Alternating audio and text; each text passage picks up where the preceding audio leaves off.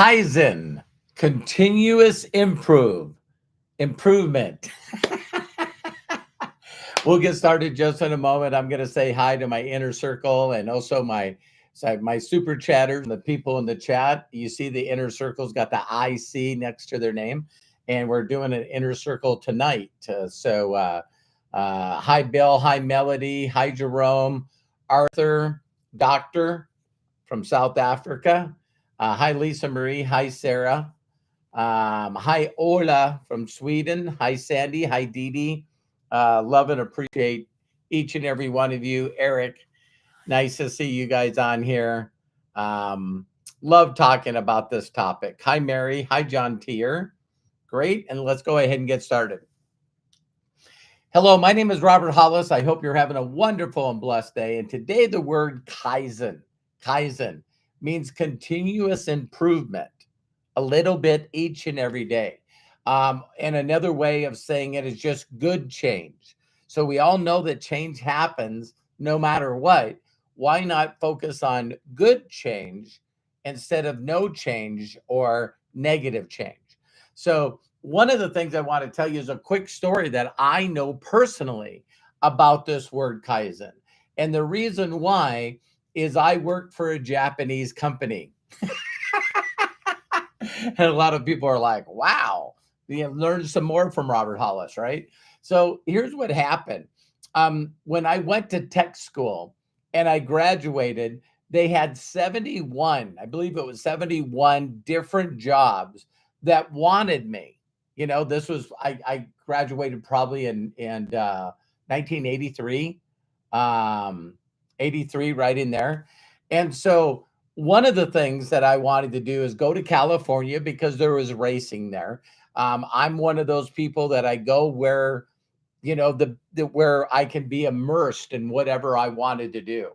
And so when I went out to California, I asked all the people out there, where is the best paying mechanics? And every one of them said Toyota. And then I went, what Toyota dealership? See, I don't think a lot of people understand that being around the right people, all focus on doing the right thing, is how it rubs off on you, right? You become who you hang around. And so I always tell people with the virtual world today, you know, and YouTube, my God, that's why I do YouTubes every day, or a number of YouTubes in a day. We'll do 2 today, 2 yesterday. So one of the things that's really amazing about this concept called Kaizen is they said the number one dealership is in El Monte, California. It was called Longo Toyota. It was owned by Roger Penske and still is. And listen to this, ladies and gentlemen. It's the number one dealership in the world. No one sells more cars than El Monte Toyota. Nobody. And so what I found out, of course, when I went there, is they teach you on the history of a corporation. Roger Penske owned, I think, like 80 companies that had hundreds of thousands of employees. He really understood leverage. And the whole concept was, and it starts out negative, but let hear it through. But one of the things that happened, of course, is in the war, one of the wars, of course, we dropped some big bombs on Hiroshima and Nagasaki, atomic bombs. I believe that was in the early 60s, right? And one of the things that when we did that, then America, through them surrendering, they had to give up their military. And then the other thing that they had to do is Edward Deming, you can look up his name, Professor Edward Deming, is very well-known economist. And so what he did is he was hired to help Japan rebuild.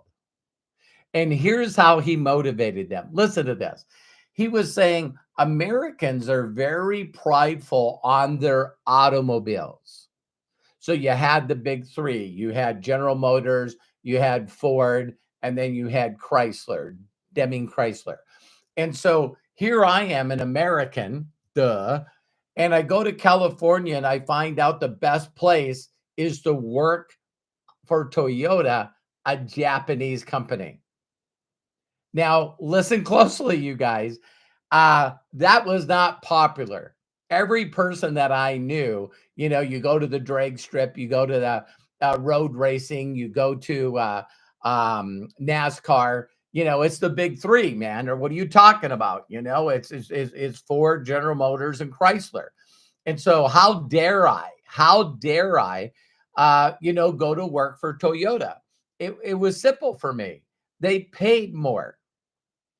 And so Edward Deming said to the people of Japan that if we use this principle called Kaizen, never ending improvement, and we just make it better, better, better constantly, every time we make a new car, we find ways to make it better. We find ways to make it better. We find ways to make it better. Well, for those of you that don't know this history, for whatever reason, the government sort of told us that we had an oil shortage. Oh my God, an oil shortage. And you think gas is high now. And so all of a sudden, they're saying that we're running out of gas and the gas goes high. And so all the American and really worldwide started building cars. You know what I mean? The Vega and the Pinto. All these little small sort of a better economy, but get this, sort of disposable cars. You know what I mean? So in the midst of this, Edward Deming is telling Toyota to just consistently get better and better and better and better and better. And during this problem with the oil, and Pinto had a little bit of problems. People would rear end the Pinto, and it would start on fire. It was killing people. And then the Vega motor was made out of nothing but aluminum, and they didn't know how to make them right. So the car would sometimes get like 10, 20,000 miles before it blew a head gasket. And so during these times, people were really, really upset with the big car makers for not making good cars. And they just said, well, it's, cheap. During this time, Toyota is running commercials. So the most sold car ever in the world, the most sold car ever, ever, ever, Google it, Wikipedia it, is Ford, the Model T. So they had the Model T and the Model A. And because they didn't change the body, they just kept making as many as they could, as fast as they could. There's never been a car that sold more than that model. So then number two, believe it or not, in the world for sales is Corolla. So what Toyota figured out how to do is build a very reliable car. So while the companies were having difficulties building good quality cars that last, Toyota was doing commercials saying, listen, I got 132,000 miles on my Corolla. I got 200,000 miles on my Corolla. And all of a sudden, everyone was switching, and it was freaking people out. The next thing that happened is Toyota came out with the pickup truck. So they built this little economy to, Toyota truck. And it was funny because all of a sudden people were starting to see, wow, I've had my Toyota truck for 200,000 miles. I've had my Toyota truck for 400,000 miles. And I always make this joke, and I know some people don't like it, but this is the mentality that they had at Toyota, is that we just continue every day, just think about getting a little bit better, because every one of us can get a little bit better. So it wasn't a big grandy goal, let's figure out your best day, your perfect day, setting goals, going crazy. No, it was getting 1% or not even a percentage, just get better, get gooder every single day. Just do better. Learn new skills, learn to visualize, learn to create your imagination, learn to get into your emotions, learn to, connect with more strangers and give more gifts. Just continue this little thing. And the concept where United States said if you got 1% better over a year, This year, more in 2004 is we got an extra day. It's 266 days because of leap year. So now what Edward Deming told them where they could hurt the United States, how they could get revenge to the United States is to just consistently build better cars. So then all of a sudden there's wars, always in the Middle East. And now all of a sudden we see pictures and these people got giant machine guns and people in the back of these Toyota pickups. So now you got what? You got the Middle East, you got all these people. Why would they buy Toyota over any other vehicle? It's like they're almost indestructible. They last forever. And in a turn of an eye, all of a sudden, Toyota, I actually work for Toyota Research and Development, TRD. You can Google it. And when I started working for them, we wanted to get into the lowest ranks of the Indy cars. They were called Atlantic and also Eastern. They had these, the lower range cars for Indy. And believe it or not, it then one day changed its name to the Toyota Grand, right? So now all of a sudden, if you weren't running a Toyota motor, you wasn't successful. And we started out, so these young people that are working their ways up the ranks, they first get in their very first, model car like that. And it's like, we run Toyota motors. And then all of a sudden we kept getting a little better. Then we went into off-road trucks. And so you got these big Ford pickups, General Motor trucks, you know what I mean? The F-150, and you got the Silverado, and then you got the Chrysler Ram, right? And they're big V8 motors. And there was a person, you guys will love this, because there was a guy named Rick Mears that drove for Roger Penske. And so Roger Mears, his brother, actually drove off-road trucks. And we got these 4-cylinder motors, and they were showing the Baja 500 miles across the desert. And you're seeing these Fords and Rams and, Chevy Silverados, and they're all going. And then the helicopter zoomed. It was getting close to the end of the race, and they were clocking a 4-cylinder Toyota pickup driven by Roger Mears, and he was tracked doing over 220 miles an hour flying across the desert. And he was so far ahead of these people. And like people were going like, what is going on? Well, if you guys don't know anything about motorsports, Toyota now is dominant in everything. They moved themselves up to the Craftsman's truck and NASCAR. Then they went to the Infinity races. Then they're in the Cup races now, the highest league you can get. And Toyota is won not only world championships, but they've also won the Manufacturers Cup in NASCAR, something that was dominated by Chrysler, Plymouth, Chevy, the Camaro, the Ford Mustang. And to think that Toyota just getting a little better. There's no way that people would ever want to hear that American sport, the Indy 500, or, they call it the Brickyard 400 or 500.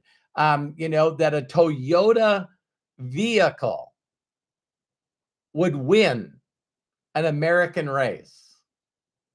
So now we're talking back, back in the 60s, right? So we're talking 50 years ago, that doing a little bit each and every day over a period of time of something that you can measure, something that you can see, and be willing to stop beating yourself up and then pat yourself on the back.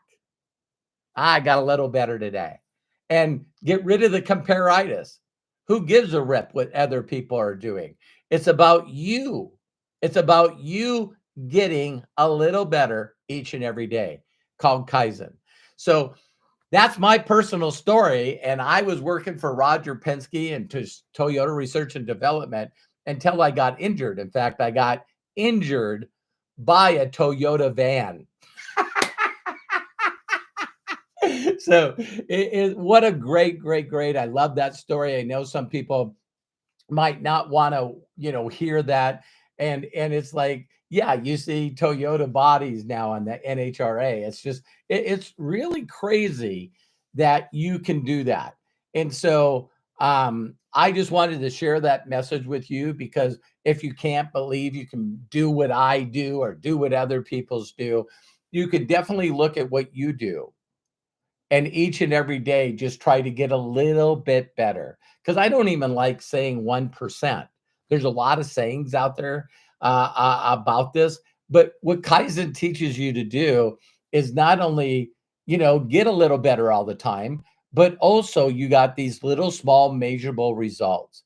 And so if you guys have seen some of the stuff that we're currently doing with YouTube, we've been really not even focused on it really hard. 2022, we made a little over $1,000 from YouTube. Last year, we ended up finishing the year with over $11,000. Who do you know right now would like to earn an extra $980 a month? Come on. And so we get to see our views going up. We get to see our subscribers going up. So if you're watching this video, please hit the like button. And we're here to help you every step of the way. So if no one's giving you permission to succeed in life, let me be the first. I believe in you. I know you can do this. I love and appreciate you. Do me a huge personal favor and like and share this video. And we'll see the inner circle tonight. The inner circle, we meet tonight. It'll be, I believe, for what is that? What is that? 3 o'clock Pacific time. You can find something around here to click on join and become an inner circle member. And there, what we do is just help people with breakthroughs of getting to know exactly what's sort of holding them back, so they can go out there and just be the best they can be. You're created uniquely, so your journey is going to be unique, and you need to figure that out, and I can help you. So bye for now. We'll see you on the next video.